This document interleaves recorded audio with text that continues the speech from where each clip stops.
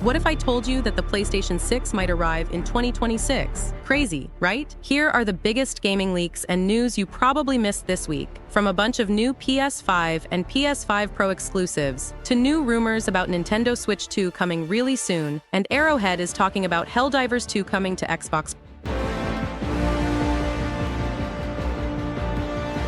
According to a recent article by Eric Warner, Horizon 3 may be taking Aloy beyond the familiar post-apocalyptic landscapes of North America and into the mysterious territories of the Quen Empire across the Pacific. This potential new setting offers exciting possibilities, but also raises questions about how it will affect the series' familiar characters and elements. Here are the details. The Horizon series has captivated players with its intricate world, complex civilizations, and vast environments. From the snowy regions of post-apocalyptic Colorado to the coastlines of California, players have fought massive machines while interacting with diverse tribes like the Karja and Tinak. However, the introduction of the Quen tribe in Horizon Forbidden West and its Burning Shores expansion has piqued interest about the future of the series. The Quen are a technologically advanced tribe from the Asian mainland, and their society was able to thrive after gaining access to old-world knowledge through primitive focus devices. Their civilization is built around the recovery of ancient data they call the Legacy, and they worship ancient humans known as the Ancestors. The Quen's prominence in the Burning Shores DLC, where they play a key role in assisting Aloy, suggests they may be central to the plot of Horizon 3. With the threat of Nemesis looming, Aloy might be forced to venture across the Pacific Ocean to the Quen Empire. This could introduce players to an entirely new environment, likely Asia, and new gameplay mechanics, such as Quen-influenced technology, tools, weapons, and possibly vehicles like boats.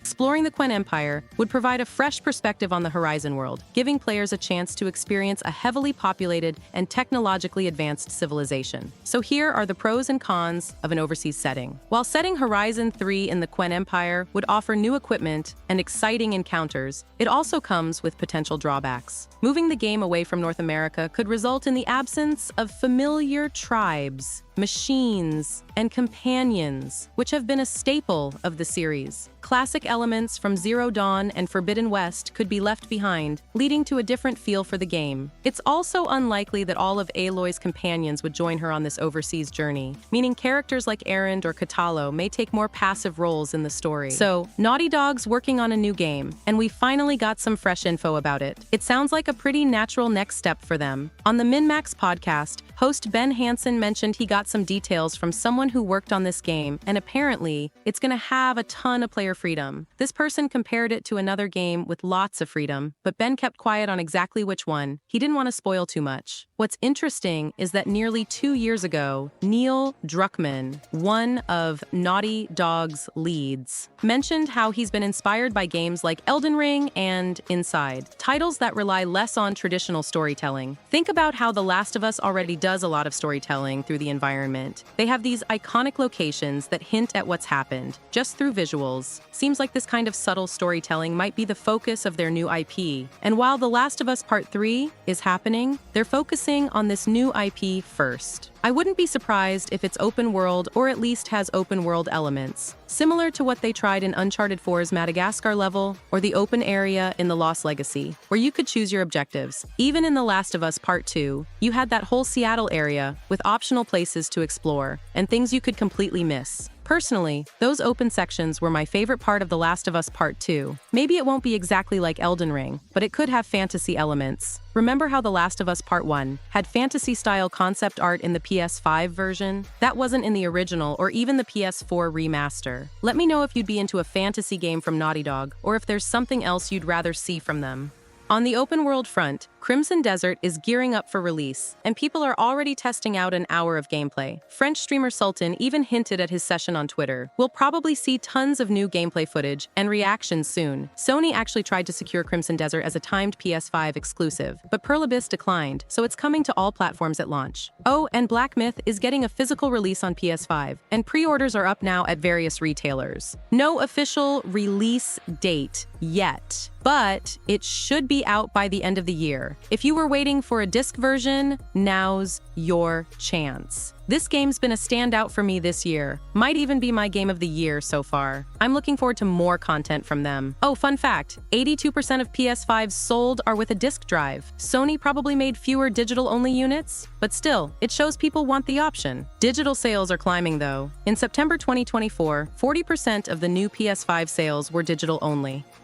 Another fun fact is that Black Chimp Ninja originally had 16 chapters, and we are expecting 2 new DLCs early next year. I think I reported on this already, but just making sure you know that I know, and I'm happy to know that you know too. Another cool thing I want to remind you is that next week Monster Hunter Wilds is opening up an open beta, and it sounds like a blast. You'll be able to make your own character and, best part, carry it over to the full game when it drops. They're letting you play through the game's opening and take on this giant frog-like monster called Kadak Cabra, either solo or with friends, which should be fun. But the highlight? There's a hunt against Dowaga in one of the game's new massive open areas. I know people that say this level during Summer Game Fest. From what I heard, it's awesome because other monsters roam around too. And get this, if a thunderstorm hits while you're playing, a whole new monster joins the fight. This beta is definitely going to be exciting. It kicks off on October 31st at 8 p.m. Pacific time, so November 1st in Europe and the UK, and will run until November 3rd or 4th, depending on where you are. The beta's on all platforms, and you don't need PS Plus or Game Pass Core to join. But if you do have PlayStation Plus on PlayStation 5, you get in 3 days early. Wait, is this today? So, Double Beard is talking about Heldivers 2 Xbox Edition. This game blew up in popularity on PC and PS5 because of its crazy co-op action and hilarious Starship Troopers vibe. People on Xbox have been wanting it. Here's the story. Arrowhead's community manager, Twinbeard, has pretty much confirmed that Sony would need to give the thumbs up for any Xbox release. He's said a few times that while they're aware of the demand, it's Sony who holds the cards here. Even though some Xbox games, like Hi-Fi Rush and Sea of Thieves, have crossed over to PlayStation, that's because Xbox usually does it with games that aren't selling as well or would benefit from a bigger community pool. Helldivers 2 is an entirely different story. It's designed to sell PlayStation 5s and keep its community tied to PlayStation, so Sony would have to see a big reason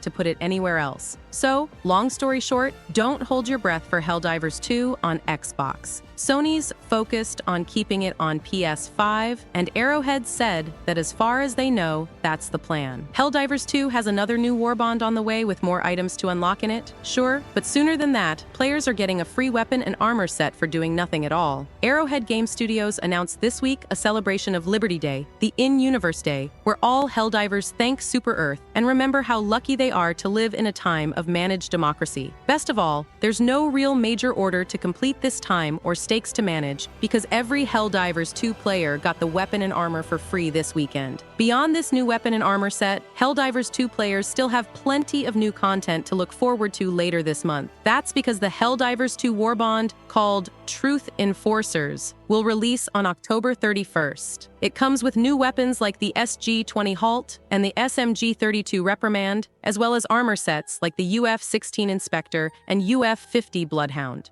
Rumor has it that Nintendo is finally set to unveil the long-awaited Switch 2. If rumors from PH Brazil, a fairly credible source, are to be believed, we might see an official announcement within the next few days. Nintendo's silence on the matter has only amplified speculation, with the gaming community eagerly piecing together hints from any credible leak. And while Nintendo confirmed that their next-generation console would arrive within this fiscal year, they've kept other details under lock. But yeah, I don't know what to tell you about this one, because every time a rumor comes out, it kind of contradicts with the older ones. So, Switch rumors and leaks are all over the place, compared to the PS5 Pro and PS5 Slim leaks. If you've been with this channel for the past year and a half, you know that those leaks were rock solid down to the smallest details. Even I didn't believe half of those leaks, but every month, the leaks confirmed the previous leaks, if you know that I'm saying. Now, the big question, why now? Well, Nintendo has an investor meeting on November 5th, and word has it that their current lineup may not be enough to impress stakeholders. A Switch 2 announcement, strategically placed before this meeting, could reinvigorate investor interest and affirm Nintendo's commitment to the next chapter of handheld gaming. But don't start celebrating just yet. Even with leaks going around, Nintendo has a history of playing by its own rules. Previous product reveals have shown Nintendo's knack for timing announcements when fans least expect it. They've defied industry norms before, so it's entirely possible they'll keep fans in suspense for longer. What do you think about all this?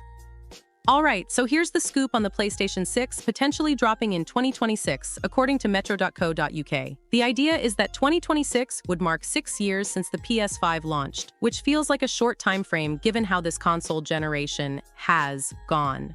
Xbox might launch their new system around then too, and Sony would likely follow close behind. They've got history here. The last time Xbox launched a year ahead, with the Xbox 360, they actually gained a bit of ground over PlayStation. Sony clearly didn't love that and has been quick to keep pace ever since, so a 2026 or early 2027 release for the PS6 seems likely. But here's the catch. This generation has felt weirdly unfinished. Because of delays, the chip shortages, and the impact of the pandemic, it's like the PS5 and Xbox Series X haven't even fully hit their stride. Just look at the number of exclusive games we've had. They're few and far between, and it's hard to believe developers have maxed out the potential of either console yet. Despite that, declining sales for both consoles apparently have Sony and Microsoft thinking it's time to plan the next big upgrade. It's as if they're convinced new hardware will fix everything, even though it seems the real issue might just be the lack of solid games pushing these systems. Some people think it's a bit wild. Why bring out new consoles when the current ones feel like they've only just gotten started? 2 years from now, though, it looks like we'll be back in that familiar cycle, with new consoles out and a bunch of PS5 remasters lined up to bridge the gap. Honestly, are we really ready to jump into another generation already? What do you think? Would you want to upgrade so soon? Or would you rather see the current consoles reach their full potential first?